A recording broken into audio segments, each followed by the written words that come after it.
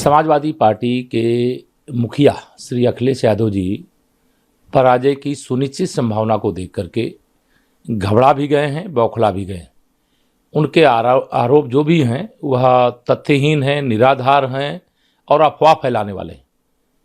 निश्चित तौर से 7 चरण के चुनाव संपन्न हुए 7 तारीख को, और उसके बाद 6 चरण के जो पीछे के चुनाव संपन्न हुए उस समय श्री अखिलेश यादव जी ने ऐसा कोई आरोप नहीं लगाया।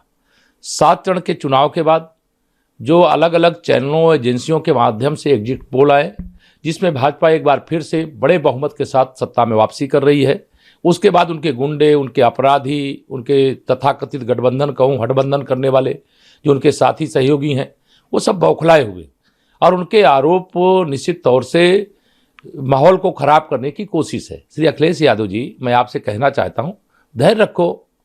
10 तारीख को मतगणना होगी और मतगणना के बाद जो भी ईवीएम मशीन के अंदर जनता ने अपने मताधिकार का प्रयोग करके भेजा होगा वो सामने आ जाएगा। किसी अधिकारी के ऊपर आरोप लगाना, आयोग के ऊपर आरोप लगाना यह शोभा नहीं देता है। उत्तर प्रदेश में पहली बार शांतिपूर्ण ढंग से चुनाव कराने के लिए मैं सबसे पहले चुनाव आयोग को, पुलिस और प्रशासन को और जनता का धन्यवाद करता हूं। लेकिन श्री अखिलेश यादव जी, आपने यह भी करने की आवश्यकता नहीं समझी। आपने लोकतंत्र को बचाने के लिए आखिरी चुनाव बताया और इसके खिलाफ क्रांति करने की बात कही। अरे, परिवारवाद की राजनीति करने वाले श्री अखिलेश यादव जी, भारतीय जनता पार्टी लोकतंत्र की रक्षक है, परिवारवाद से बचाने की रक्षक है, गुंडों, अपराधियों, माफियाओं से बचाने की कोशिश किया है। इसके कारण आज उत्तर प्रदेश का एक अच्छा माहौल है। लोग सुरक्षा चाहते हैं, लोग विकास चाहते हैं, गरीबों के साथ जो योजनाएं उन तक पहुंचनी चाहिए, डबल इंजन की सरकार के माध्यम से जो लगातार पहुंची है, उससे लोग खुश हैं। इसलिए भारतीय जनता पार्टी और गठबंधन के हमारे प्रत्याशियों को समर्थन दिए हैं। एग्जिट पोल से भी अच्छे नतीजे जब एक्चुअल में जब गिनती होगी तब भारतीय जनता पार्टी गठबंधन के पक्ष में आएंगे। आपके इस प्रकार के बयान, मुझे लगता है कि आप बौखलाहट में, घबराहट में देने का काम किए हैं, या तो आपके सपने में कोई आ गया होगा और कहा होगा अखिलेश यादव जी बंद करो प्रयास 22 में। मैंने पहले भी कहा था बंद करो प्रयास 22 में, करना प्रयास 27 में, क्योंकि साइकिल गई नुमाइश में। जनता ने ही आपकी साइकिल को नुमाइश में भेज दिया है, जनता ने नकार दिया है।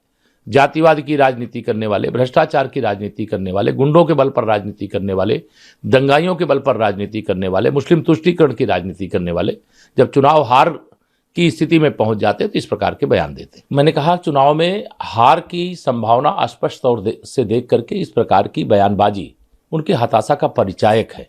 और मुख्यमंत्री कार्यालय और किसी अधिकारी का नाम लेना, इससे ये साबित हो गया है कि जो एग्जिट पोल आए हुए हैं वह निश्चित तौर से सच हैं लगभग, और उस सच्चाई के कारण से या उस सभी लगभग एजेंसियों के एक जैसे एग्जिट पोल आने के कारण से कल से सपा खेमे में पूरी तरह से बौखलाहट है, हार की खिसियाहट है। और मैं अखिलेश जी से इतना ही कहूँगा कि आप मतगणना की प्रतीक्षा करिए। चुनाव आयोग तो किसी को लगता है कि कहीं अपने जहाँ स्ट्रांग रूम है वहाँ रखवाली करना है, तो चुनाव आयोग तो इसकी अनुमति देता है। कोई भी प्रत्याशी अपने किसी प्रतिनिधि को वहाँ स्ट्रांग रूम में ईवीएम मशीन की रखवाली के लिए रख सकता है। अगर कोई शिकायत है तो उसकी शिकायत आयोग से करिए, उसकी जांच करवाइए, जांच करके कोई दोषी होगा तो कार्रवाई होगी।